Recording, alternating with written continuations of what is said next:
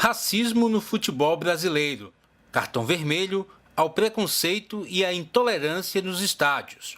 Esse foi o tema do trabalho de conclusão de curso do jornalista Rodrigo Rosas, recém-formado pela Universidade Federal de Alagoas.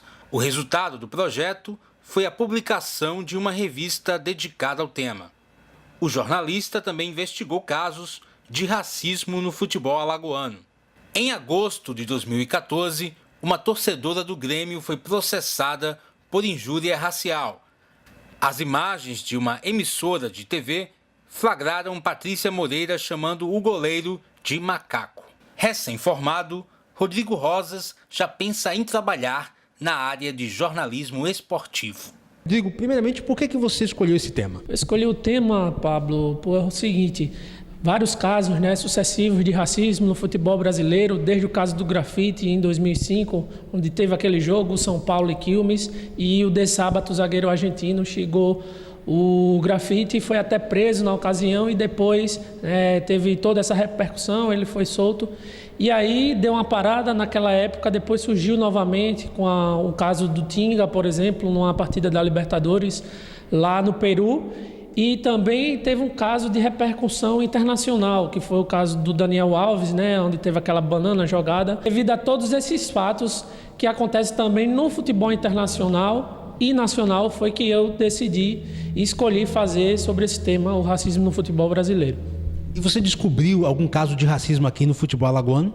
Eu tive a oportunidade de entrevistar o Lautinei Perdigão, que é o atual diretor do Museu dos Esportes, é historiador, escritor, e ele jogou no CSA há algum tempo, tem conhecimento aprofundado sobre o futebol alagoano, e ele disse que não houve, de fato, nenhuma ocorrência ou algo registrado referente a racismo aqui no futebol, pelo menos no alagoano, não. Você entrevistou o Zé Carlos, que jogou no CRB, o Marcos Antônio do CSA. Eles já tiveram a oportunidade de ver, de presenciar esse tipo de situação? Bom, o Zé Carlos está no CRB, eu tive a oportunidade de entrevistá-lo na casa dele. Ele falou que sempre foi muito bem recebido nos clubes que passou, ele que tem passagens no clube de Santa Catarina, aqui em Alagoas, no Cruzeiro, entre outros clubes também de fora, do Emirados Árabes, do Catar, e ele disse que sempre foi muito bem recebido. E não houve nenhum problema até hoje de racismo por onde o Zé Carlos passou, por exemplo, mas ele disse que recebem algumas recomendações dos clubes de relação ao comportamento.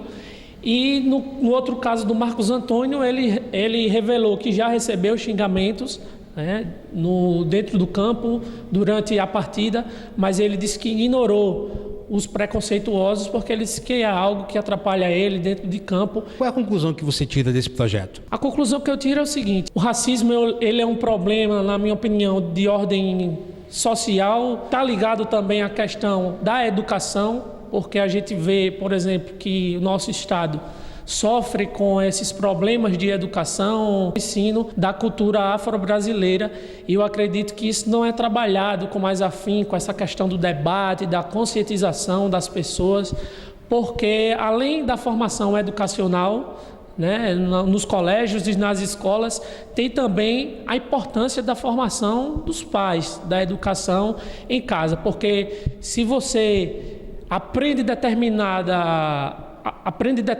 comportamento dentro da sala de aula, no centro educacional, mas em casa você recebe outro tipo de ensinamento, você vai acabar escolhendo um dos caminhos e até podendo cometer um ato racista sem ao menos saber o que é que está fazendo. Então acredito que nós, como seres humanos, devemos nos comportar de tal modo, saber, mesmo dentro de um estádio de futebol ou sendo um jogador, a gente saber se comportar de fato. A questão de dizer que o Brasil não tem racismo também atrapalha de alguma forma, ajuda ainda mais o país. A gente acaba de ver aqui nas Olimpíadas a jovem nadadora que foi vítima de preconceito também, vítima de racismo nos últimos dias. Você acha que esse mito de que não existe racismo no Brasil, isso ajuda? É algo velado, algo escondido, que não é externado em muitas ocasiões. Existe aquele debate na mídia, mas só quando acontece um caso midiático, com uma pessoa muito conhecida, porque se você for prestar atenção na pesquisa que eu fiz, os dados comprovam que são 48 casos de racismo no futebol brasileiro. Então, assim, é algo que é às vezes escondido, porque acontece em campeonatos estaduais menos conhecidos, que não tem tanta repercussão, mas os fatos muitas vezes são registrados, mas não são veiculados na imprensa, seja no jornal, nos sites ou até mesmo na TV. Você acha que falta ainda punição mais rigorosa em relação a isso? Tanto no futebol como em outros esportes, né, a gente podia haver um julgamento em relação a essa pessoa que cometeu o ato e, diante desse julgamento, ver o que é que podia ser feito. No caso do futebol, se for preciso fichar o nome daquela pessoa, né, e até ter essa questão do sócio-torcedor, que muitas pessoas têm, e realmente banir dos estádios.